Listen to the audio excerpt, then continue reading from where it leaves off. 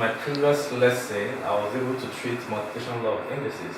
Now we're going on to the next law of indices, which is the division law. Division law of indices. Remember, like I said in my lesson before, indices is a form of writing large numbers in an index form. For example, you have a number like 16. This is a large number. In its index form can be written as 2 raised to the power of 4. Why? Because 16 is the same thing as 2 times 2 times 2 times 2.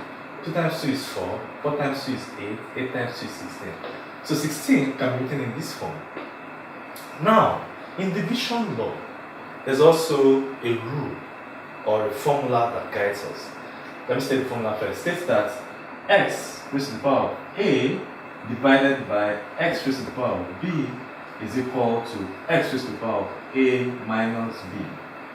This is going to be our frame of reference.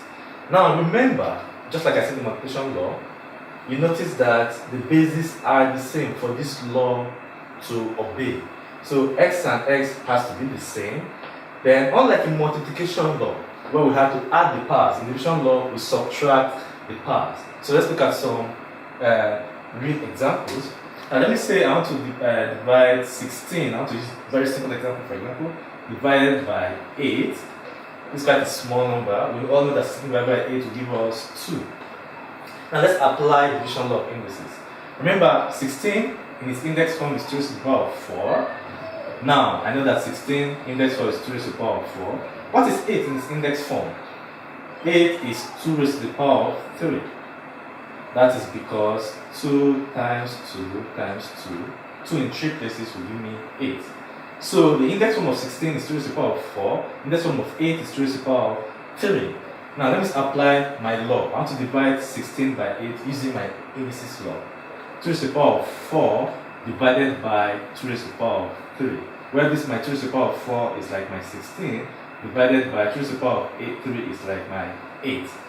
So according to my law, they have now write, since they have the same base, 2 raised to the power of what? 4 minus 3. Where my 4 represents my A, my 3 represents my B. So this will give me 2 raised to the power. 4 minus 3 is 1, which is the same thing as 2. So we can see that the idea is this law helps us when you have large numbers. What do? You can express them in their index form as long as they have the same base. Subtract the powers. Let's look at some other large number. Let's say I want to divide 1 million divided by 100,000. 1 million in its index form is 10 raised to the power of 6 divided by 100,000 is 10 raised to the power of 1, 2, 3, 4, 5. 5. So the answer automatically is 10 raised to the power of 6 minus 5, which is 10 raised to the power of 1, which is still 10. Now if you want to do normal division, 1 million, you write 1,000,000,006 divided by 1,000,000. You can cancel out my zeros, cancel out my zeros, and I'm left with just 10. So my answer is still 10. So this law holds. So all you have to do is, once you can express it in its index form, division law, as long as they have the same base, pick out a singular base and subtract the powers. That's what the law says. So let's look at some situations where they are not really numbers, they are letters, like algebraic form. Let's say we want to have x raised to the power of 5 divided by x raised to the power of 3. X raised to the power of 5, according to our indices law, they have the same base to be x raised to the power of 5 minus 3, which is x raised to the power of 2. This is true. How do we know? Let's check if we're correct.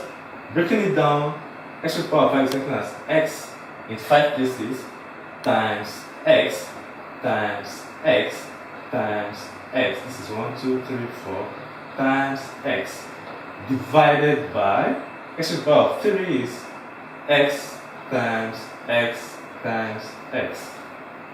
Okay, I think this multiplication is making it the x and the multiplication together. So let me use another letter. so that you know the difference. Let me say I used A. So this is A times A times A times A times A. Okay, for clarity. So we have 5 A's here, and the A down is 3 A's. So normal division, we cancel this out, cancel this out, cancel this out. You're left with how many A's? 2 A's. So A raised to the power of 2, because A times A is A squared. Remember, multiplication law still applies here. A times A. The power on A here is 1, the power on A here is 1. So it's the same thing as A raised to the power of 1 plus 1, which is A raised to the power of 2. Now, this reminds me, this brings me to something. Please, any number you see like this, it means the power on it is 1. If you find a number like this or a letter like this, the power on it is 1, not 0. So, this has been able to prove to us that this law holds. So whenever you have to divide numbers in their index form, as long as they have the same basis, take the singular base, subtract their parts. That's that for our division law. Now let's take something that is a bit more different. Let's look at an example that is a bit more different. Let me consider something like this.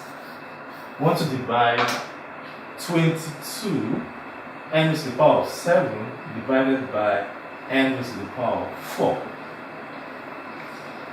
Now looking at this, 22 n raised to the power of 7 divided by n raised to the power of 4. Here we have 22. The number here, of course, is 1. But what we have here, the index forms here, n raised to the power of 7 and n raised to the power of 4. So just singulars are 22 out. This is like saying 22 divided by 1, which is still 22. Then n to the power of 7 minus 4. What I've just done here is I just pick up this part, that's my index part, apply my law, pick out the same base down, subtract my part. So this is 22 n to the power of 3. That's my answer. Now what if I had 22 n to the power of 7 divided by 11 n raised to the power of 4? For example, I have 22 here as the coefficient, 11 as the coefficient. Coefficient means the number is multiplying a letter. So what I just have to do is I'll do 22 divided by 11 normally. The law won't hold for them because they are not the same numbers, the same base. So this normal division, then I have n raised to the power of 7 minus 4. So 11 into 22 is 2. And raised to the power of 7 minus 4 is 3. So the law holds here. So that's basically how we treat division laws. Remember, this is what guides us. They have to have the same base, just like in multiplication law. Then you take out the singular base, subtract your parts. That's all for division.